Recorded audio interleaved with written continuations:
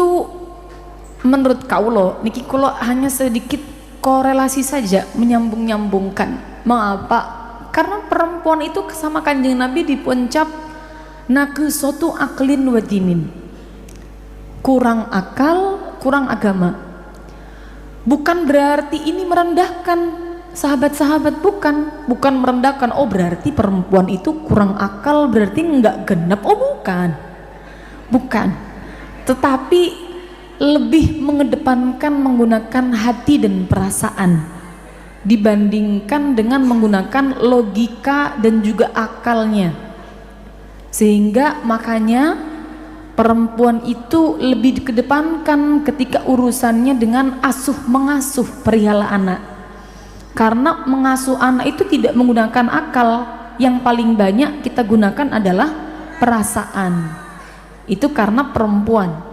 Makanya hadonah dalam bab fikih, kalau ibu-ibu semerap, kalau sahabat-sahabat semerap, ketika ada satu rumah tangga antara suami dan istri kemudian bercerai, maka nanti hak asuh untuk anaknya itu lebih diprioritaskan, diberikan kepada ibu selama ibunya belum menikah dengan laki-laki lain, karena ibu lebih banyak bonding dan lebih banyak kedekatannya kepada anak-anak daripada bapak. Demikian. Nah, karena perempuan itu dominan menggunakan hati, ibu-ibu sekalian, sahabat-sahabat sekalian, maka banyak dari perempuan itu yang seringkali lupa menggunakan akal sehatnya, lupa menggunakan ilmunya, lupa menggunakan bekal kecerdasannya. Bukan berarti perempuan tidak cerdas, tidak, tapi kadang-kadang lupa dipakai kecerdasan dan juga akalnya, sehingga ketika semisal mohon maaf saya katakanlah solihah itu yang kayak gimana, yang pada akhirnya Nabi bilang perempuan yang solihah itu yang langka. Sebelum nanti kita bahas masalah bijak, kita perlu paham terlebih dulu apa yang perlu bijak untuk kita bagi, seperti itu. Apa solihah yang kemudian oleh Nabi dibilang langka? Solihah yang kayak gimana perempuan? Nabi itu ibu-ibu sekalian, sahabat-sahabat sekalian, ketika ditanya oleh sahabat, oleh istrinya Sayyidah Ummu Salamah. Sayyidah Ummu Salamah itu termasuk perempuan cerdas, termasuk perempuan yang pintar dan cerdas di antara istri-istri Nabi.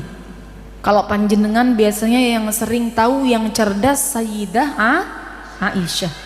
Sayyidah Ummu Salamah tidak kalah cerdasnya, kritis beliau itu. Salah satu istri Nabi yang memberikan usul kepada Kanjeng Nabi, dan usulannya dipakai sama Kanjeng Nabi sehingga kemudian diabadikan dalam sejarah Islam. Sedikit cerita sebelum saya ceritakan Sayyidah Ummu Salamah itu bertanya apa sama Kanjeng Nabi, saya sedikit ceritakan kecerdasan Sayyidah Ummu Salamah melalui pendekatan perempuan. Ini kita perlu berbangga, karena perempuan itu sebenarnya dia mendapatkan dua. Dia bisa menggunakan perasaan, tapi kalau dia cerdas dia bisa mengkombinasikan keduanya, sehingga niki yang perlu kita upayakan. Seperti Sayyidah Ummu Salamah, saya mau cerita sedikit.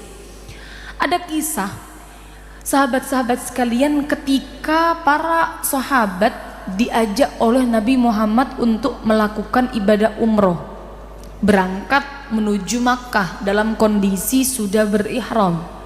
Ternyata ketika akan memasuki daerah Makkah itu dicegat, dihadang oleh para kafir Quraisy, tidak diperkenankan untuk masuk. Mereka berdalih pokoknya tidak boleh masuk, dan membikin perjanjian yang isinya banyak merugikan kaum muslimin, yang pada intinya kamu nanti boleh masuk tahun depan, katanya orang-orang kafir. Coba jenengan bayangkan saja perjalanan para sahabat dari Madinah ke Mekah tentu bukan perjalanan yang mudah. Seperti panjenengan mungkin dari Indonesia mau berangkat menuju umroh, coba jenengan bayangkan kalau sampai bandara Jeddah nggak boleh masuk, suruh pulang ke Indonesia, rasanya kayak gimana? Pasti tidak karu-karuan. Itu perasaan para sahabat, tidak karu-karuan. Dan Kanjeng Nabi ketika diperintah oleh orang kafir untuk pulang, kemudian membikin perjanjian, ini manut sama orang-orang kafir, manut, tidak kemudian terlihat seperti membela orang-orang muslim.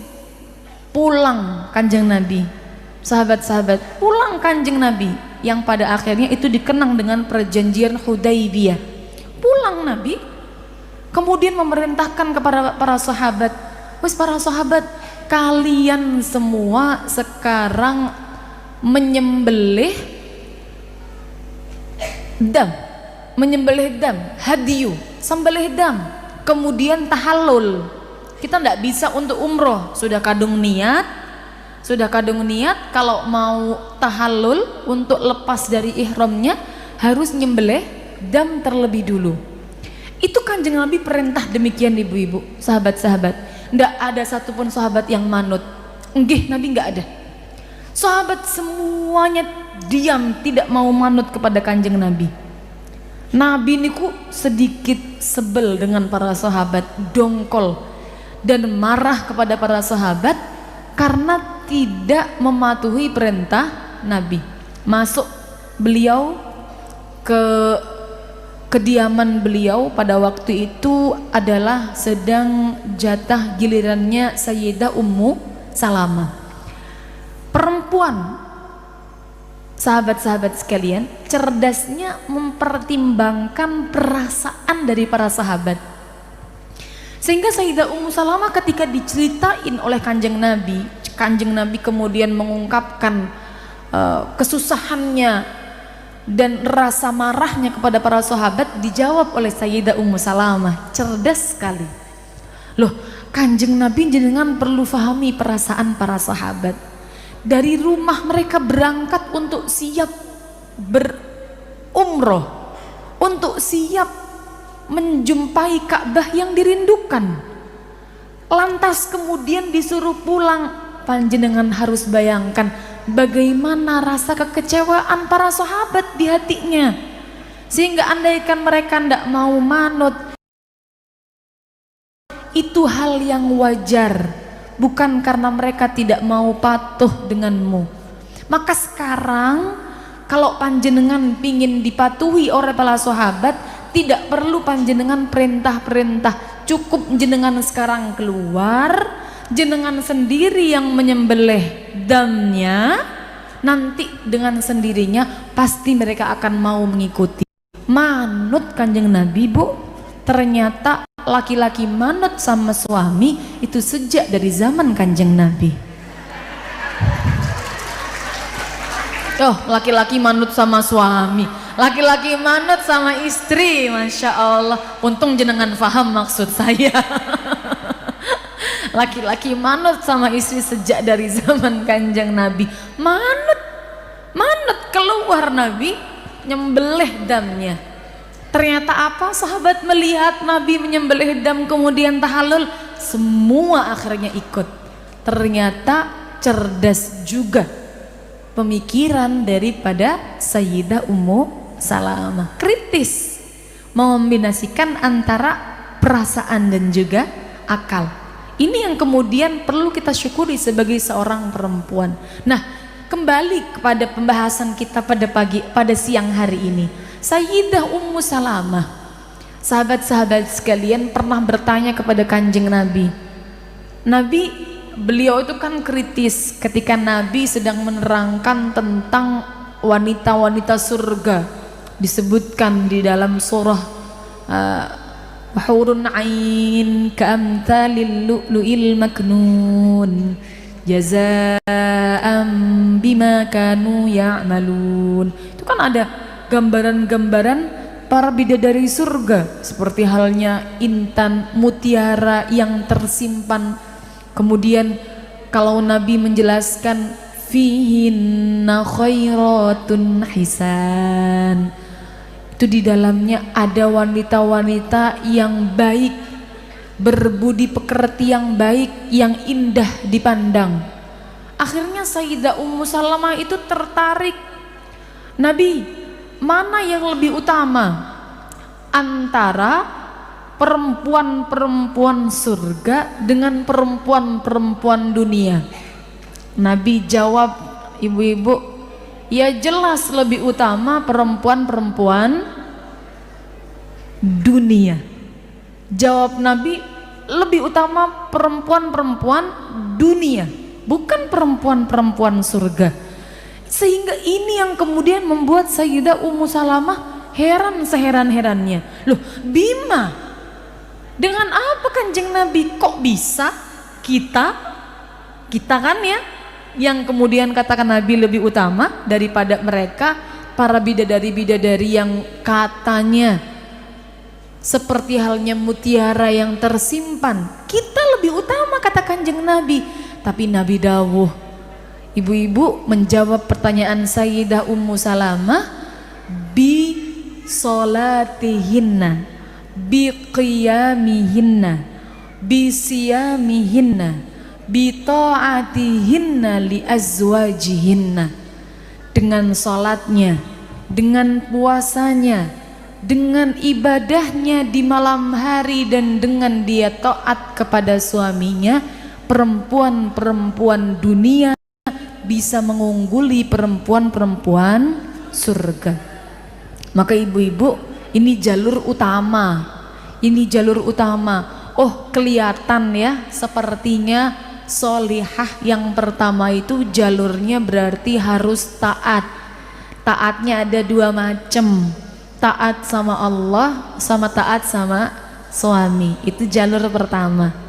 Oh begitu, yang taat sama Allah mah gampang kayaknya. Insya Allah ibu-ibu kalau disuruh tirakat untuk ibadah, saya bisa jamin perempuan lebih kuat daripada laki-laki. Yang lebih banyak taat, sregep ibadah, kuat bangun malam itu perempuan. Tapi yang sulit ternyata ibu-ibu adalah wabita'atihinna li azwajihinna. Pengennya dibalik, pengennya dibalik. Gimana kalau dibalik? Nah ini ternyata nggak bisa ibu-ibu ya, nggak bisa sahabat-sahabat sekalian, kalau dibalik nggak bisa. Karena begini konsepnya, perempuan-perempuan sekarang nyuwun sewu, kalau suamiku baik, aku mau baik, betul? Kalau transferan lancar, masak juga enak-enak, betul? Oh, betul.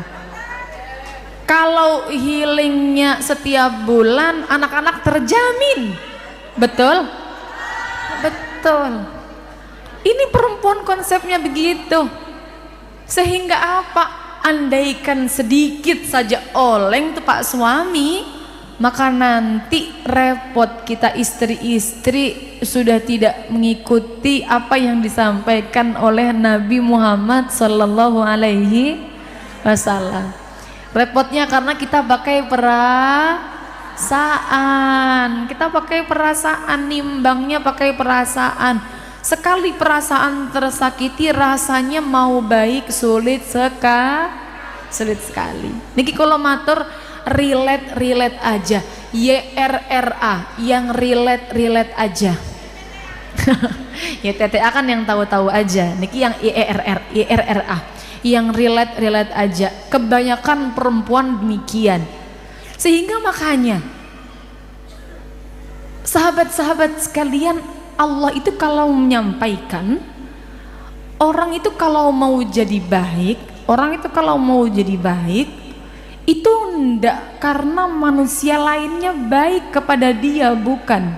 Tapi Allah sampaikan dalam Al-Quran, wa ahsin kama ahsanallahu ilaik, bukan wa ahsin kama ahsanan nasu ilaik, bukan, tapi wa ahsin kama ahsanallahu ilaik. Ini berat ujiannya karena lawan kita adalah perasaan kita sendiri, nafsu kita sendiri. Sehingga sahabat-sahabat sekalian, ketika kita dalam proses sedang berperang terhadap perasaan kita sendiri, ini namanya proses tazkiyatun nufus, proses pensucian diri, pensucian hati, yang pada akhirnya kalau kita bisa melewati, mohon maaf sahabat-sahabat, ini meskipun sulit, saya ingin sampaikan apa yang kita lakukan bukan karena memandang bagaimana orang memperlakukan kita, tetapi apa yang kita lakukan karena perintah Allah kepada kita. Sehingga ini yang membuat, makanya perempuan yang solihah, kalau kata Kanjeng Nabi, kamathalil ghurabil a'sam, bagaikan burung gagak yang langka, jarang adanya.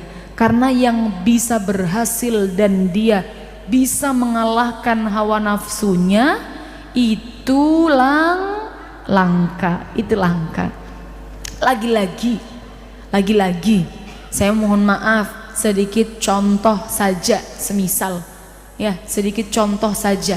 Di masa sekarang kita perempuan dididik untuk mandiri. Ada kemandirian pemberdayaan perempuan, fatayat tentunya menangani terkait hal ini. Perempuan-perempuan diberdayakan, diberikan pemahaman dan juga diberikan edukasi supaya bisa tidak bergantung hanya kepada suami. Bagus sekali, bagus sekali. Perempuan itu harus mandiri. Mengapa saya matur demikian? Karena orang yang tidak membebani orang lain didahulukan oleh Nabi menjadi sebaik-baiknya orang. Dia yang tidak membebani kepada orang lain. Maka perempuan kalau bisa mandiri tentu akan sangat baik untuk dirinya, untuk mentalnya, untuk masa depannya. Namun ada satu sahabat-sahabat yang sepertinya menjadi kekurangan kita sebagai seorang perempuan yang harus kita benahi. Lagi-lagi kalau ibu-ibu ini sudah diberikan keleluasan perihal tentang ekonomi, rasanya seperti menjadi penentu hak mutlak keputusan rumah tangga. Saya matur demikian karena kasus yang ada adalah semakin banyak perempuan mandiri, tapi kalau tidak diimbangi dengan laki-laki yang juga mandiri yang sekufu, ternyata banyak kasus perceraian yang mengajukan gugatan cerai adalah perempuan, karena menganggap suaminya cuma jadi beban. Ini aku yang menghidupi, suaminya nggak mau manut sama aku, kan aku yang ngasih rizki.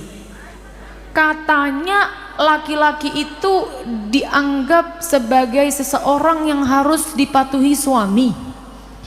Itu kan karena dia memberi nafkah. Kalau sekarang aku yang kasih nafkah, berarti ayatnya harus berubah.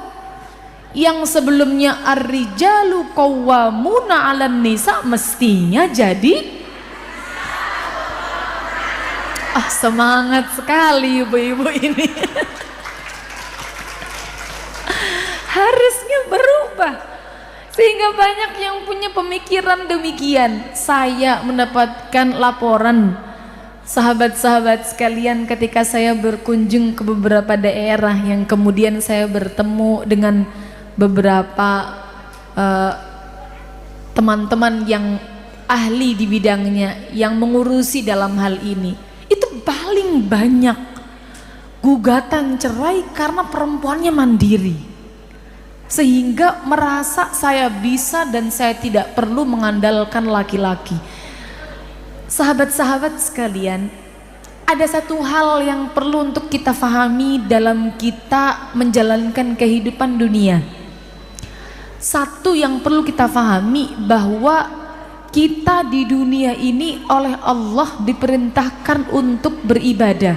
Panjenengan semua semerap konsep ini. Namun yang kadang-kadang tidak faham adalah pernikahan dan apa-apa yang Allah perintahkan di dalamnya kepada seorang perempuan itu juga bernilaikan ibadah, sehingga yang sepertinya ini adalah ego kalah ego, ego lawan ego, atau kemudian semisal kita sedang bercekcok rumah tangga namun kita memilih untuk mengalah demi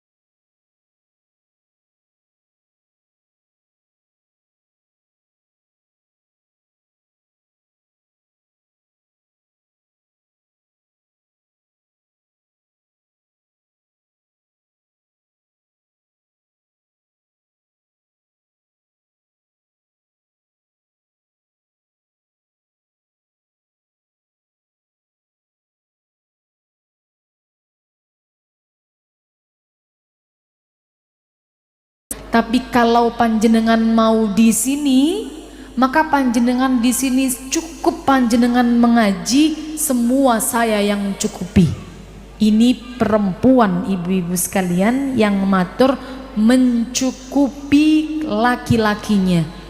Ini bukan berarti kemudian oh kita berarti harus cari nafkah. Oh bukan begitu. Ini adalah kolaborasi. Mengapa saya katakan kolaborasi? Mbah Yai ini mboten saged bekerja. Hidupnya hanya ngerti mengaji, hanya ngerti kitab, ilmu, sehingga bahkan uang pun tidak saged membedakan. Kalau kata santri-santrinya, uang dulu ini semisal 500 dengan 101 rupiah dengan 5 rupiah, tidak ngerti bedanya yang mana, ini yang apa, ini yang apa. Dan karena suaminya demikian, oleh karenanya istrinya menyesuaikan. Oh berarti kalau suami saya bagiannya mengaji, istrinya berkolaborasi, saya berarti bagiannya yang mencari ma'isyah. Sehingga apa? Lirboyo bisa sebesar ini, itu yang membesarkan bukan Mbah Yai, tetapi adalah jasa dari Bunyai Abdul Karim, jasa dari seorang perempuan. Maka perempuan sebenarnya bisa segala macam. Niki saya bukan berarti kemudian memberikan edukasi, oh perempuan berarti harus kerja, laki-laki boleh nggak kerja. Enggak, ini kan ceritanya Mbah Yai ngaji ibu-ibu, ya kan. Kalau misal bapak-bapak di rumah ini nggak ngaji, nggak kerja, ya mau apa? Terus kita yang kerja kan begitu. Ya maka harus dilihat-lihat dulu lah begitu. Ini kan kolaborasi karena Mbah Yainya ngaji, maka perempuannya kerja, Mbah Yainya yang ngaji, kan begitu. Ini tapi kadang-kadang sahabat-sahabat sekalian perlu kita pahami juga di dalam urusan ini. Di keluarga kami, guru-guru kami mengajarkan bahwa rizki itu jalurnya memang kadang-kadang tidak hanya lewat suami, kadang-kadang lewat istri juga ada. Saya berikan satu cerita lagi, yang mana ternyata rizki itu jalurnya memang lewat istri, padahal yang suami juga bekerja. Saya berikan satu cerita lagi untuk kemudian membuka wawasan kita.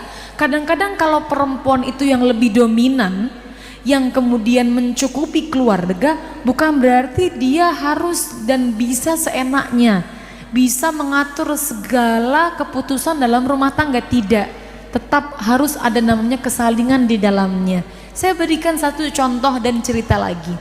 Ada di Lirboyo lagi-lagi, kayak saya cerita yang ada di sekitar saya, sahabat-sahabat sekalian, sama ceritanya agak sedikit mirip, namun ini abah saya yang sering cerita.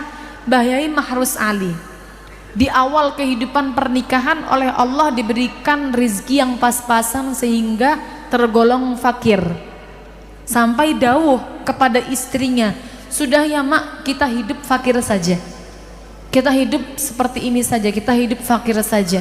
Karena beliau memang pingin diberikan kehidupan fakir, karena orang yang fakir itu enak katanya ibu-ibu. Enaknya apa? Hisapnya nggak lama-lama, nanti di surga paling cepat masuk surga, di akhirat paling cepat masuk surga. Itu orang yang fakir. Beliau matur kepada istrinya, sudah ya nak, mak, kita hidup begini-begini saja, fakir dalam kehidupan yang serba kekurangan. Lantas apa jawaban? Karena nyuwun sewu, sebelumnya bekerja modal gagal, akhirnya sudah tawakal lah, sudah ada usaha kemudian nggak berhasil, berarti ya sudah, mungkin memang jatahnya seperti ini. Tapi pada akhirnya ketika matur begitu oleh Bu Nyai, dijawab demikian, loh Mbah Yai, kalau kita ini mampu dengan kehidupan seperti ini, tapi nanti kalau anak-anak kita mau mondok sangunya dari mana? Kalau anak-anak kita besar nanti bagaimana? Sangunya dari mana? Maka ayo setelah ini mari sama-sama kita mulai modal usaha lagi. Panjenengan usaha, saya juga usaha. Siapa nanti yang kemudian berhasil usahanya, berarti itu yang meneruskan mencari ma'isyah. Ternyata abah saya cerita, sahabat-sahabat sekalian, Mbah Yai mulai usaha, Bu Nyai mulai usaha, ternyata yang kemudian oleh Allah diberikan keberhasilan adalah usahanya Bu Nyai. Sehingga yang meneruskan usaha sampai sekarang adalah Bu Nyai. Ini menunjukkan bahwa ternyata jalur rizkinya itu adalah lewat perempuan, bukan hanya lewat laki-laki saja. Sehingga kalau misal kita menjadi lewat jalur rizkinya Allah, karena Allah kan mendahulukan iyakunu fuqara'a yughnihimullahu min fadlih. Itu bukan kemudian lantas yughnihimullahu min fadlih lewat jalur laki-laki, tidak. Tapi yughnihimullahu min fadlih bisa jadi juga lewat jalur perempuan, lewat jalur istri.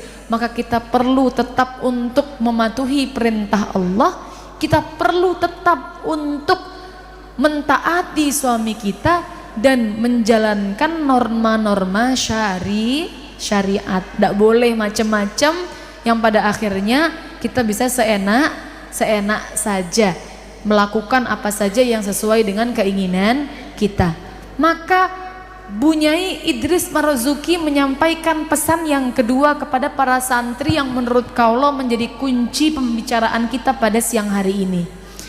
Sebagai seorang perempuan, dawuh beliau kalau menyampaikan kepada teman-teman santri, membagi waktu antara keluarga, kesibukan dan juga pekerjaan itu harus didisiplinkan, dawuh beliau.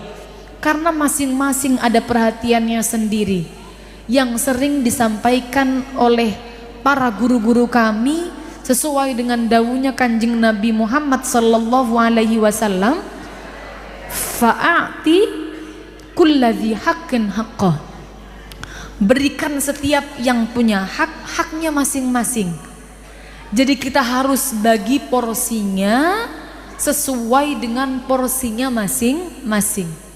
Maka nyuwun sewu, saya baru saja berbincang-bincang dengan umi saya beberapa waktu yang lalu. Kenapa ya Mi ya? Kalau orang zaman dulu dengan waktu yang 24 jam itu rasanya bisa muat berbagai macam hal-hal yang kalau kita nalar sekarang, kok bisa ya orang zaman dulu melakukan hal itu. Umi matur, saya matur demikian kepada Umi. Karena saya nyuwun sewu, saya cerita masa-masa di pondok dengan kondisi berbagai macam beban tugas kepada kaulo. Umi juga kemudian mengingat-ingat waktu zaman dulu Umi dengan berbagai macam tugas. Karena nyuwun sewu, ibu-ibu, sahabat-sahabat sekalian, Umi saya itu ketika awal-awal menikah tidak kemudian langsung diberikan mapan ekonominya. Tapi Umi itu masih juga tetap ikhtiar. Contohnya, Umi itu awal-awal menikah dengan kondisi Quran yang belum khatam. Saya hanya cerita ini ya, Quran yang belum khatam, atau ketika sudah khatam belum lancar, punya anak kecil, di Lirboyo lagi-lagi diminta untuk bekerja, untuk cari maisha. Umi itu kalau bangun jam 2 untuk bikin donat. Apa? Nguleni donat yang kemudian nanti supaya subuh itu bisa digoreng dan dipasarkan kepada para santri. Subuh itu ndak bisa bekerja karena mulai suami sudah bangun, anak-anak sudah bangun, belum lagi nanti dengan kesibukan Umi berjamaiyah seperti panjenengan juga berjamaiyah. Umi juga berjamaiyah pada waktu itu, berjamaiyah Quran di Kediri, semaan di mana-mana begitu, semaan di sini di situ sampai zuhur kadang-kadang. Dan juga ada kesibukan mengajar. Umi itu kalau mikir itu belum kemudian Umi bilang, oh Umi juga masih bisa deres Quran satu hari itu. Kalau dulu Umi itu kalau deres bisa satu hari sampai 10 juz. Ini hanya cerita ibu-ibu sekalian. Umi dan saya itu sama-sama heran, kenapa dulu begitu bisa banyak kegiatannya, waktunya bisa muat banyak begitu. Lantas Umi dawuh, memang nak, semakin kesini waktunya tetap sama 24 jam, tapi yang Allah ambil bukan 24 jamnya, bukan kurang jamnya, tapi yang Allah ambil adalah keberkahannya. Ibu-ibu, nyata atau tidak, dipungkiri atau tidak, bisa kita rasakan keberkahan paling banyak diambil oleh Allah lewat waktu-waktu yang kita lalui. Ini terasa. Mengapa? Karena nyuwun sewu, satu, kalau panjenengan pingin waktunya berkah sehingga panjenengan bisa mendisiplinkan waktu, satu, apa? Tarku mala ya'nihi. Itu daunya Kanjeng Nabi, min husni islamil mar'i tarku mala ya'nihi. Maka kalau panjenengan ingin waktunya berkah, nomor satu, tidak boleh melakukan apa-apa yang tidak bermanfaat. Sekarang isinya HP, manfaat sama tidak banyak mana, Bu? TikTok. Saya coba tanya temeriki, buka HP mau baca Quran sama buka HP mau buka TikTok sering pun di TikTok, sering TikTok. Buka TikTok untuk buka ceramah sama buka gosip atau apa saja scroll itu, kira-kira sering pun di scroll nggak jelas nggih. Sering kali itu apa sajalah tren sekarang yang kita lihat itu, mulai dari berbagai macam tren yang dibikin orang. Sekarang kadang-kadang tren-trennya kan begini, itu loh, yang ayo ini loh, nggih kan? Ayo, apa tuh? Ayo. Ini kira-kira paham semua sepertinya tren-tren yang demikian. Tren-tren yang tidak selalu berunsur negatif, tidak.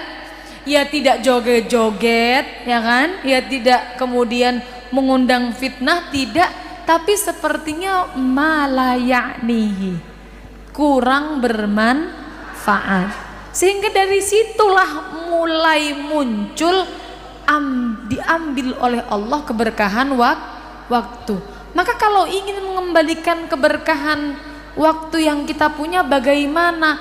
Waktu yang berkah itu yang berlalu dengan penuh hal-hal yang bermanfaat. Jadi perlu kita upayakan, sehingga setelah kita upayakan waktu kita berkah, baru kita bagi rata.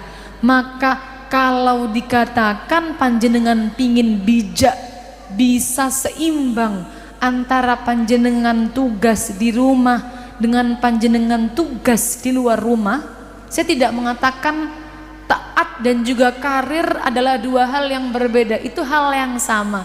Karena karir bagi kita juga termasuk bentuk ketaatan kita, selama itu bagian kita mendapatkan ridho dari suami. Jadi panjenengan jangan memisahkan dua hal ini. Oh berarti kalau karir bukan taat, kalau taat bukan karir. Taat adalah bagian daripada karir kita, karir itu bagian daripada taat kita. Sehingga makanya saya bahasakan, kalau panjenengan pengen bisa membagi apa yang perlu panjenengan lakukan di rumah dengan di luar rumah, yang mana kedua-duanya bisa berpotensi semua sebagai ladang pahala, maka adalah seberapa cerdas dan disiplin panjenengan membagi waktu. Dan itu penting, sehingga ibu-ibu kalau pengen panjenengan berhasil dua-duanya, satu kata yang perlu panjenengan jadikan sebagai pegangan, jangan males. Jangan malas. Itu adalah kunci perempuan yang produktif. Sudah cukup di kemauan menurut kaulo. Karena apa? Kebanyakan sekarang kan males, ada drakor baru. Oh bukan drakor sekarang yang lagi tren, dracin. Belum lagi dracin itu yang sekarang modelnya pakainya short video. Ya ibu-ibu, ada yang lihat di sini sama? Oh ada ya, lumayan ya menghilangkan penat ya. Sumpeknya ketemu sama suami begitu ya Bu ya, sumpeknya ngurus anak begitu ya Bu ya. Tapi kan kita jadi sulit bagi waktunya ibu-ibu sekalian, sulit bagi waktunya. Ini kurang dikit nih, kurang dikit, yang pada akhirnya bukan kurang dikit, dikit-dikit kurang. Maka dari itu ini penting untuk saya sampaikan, sebenarnya mudah resepnya namun sulit prakteknya. Jadi sahabat-sahabat sekalian, kiranya mungkin materinya segitu saja.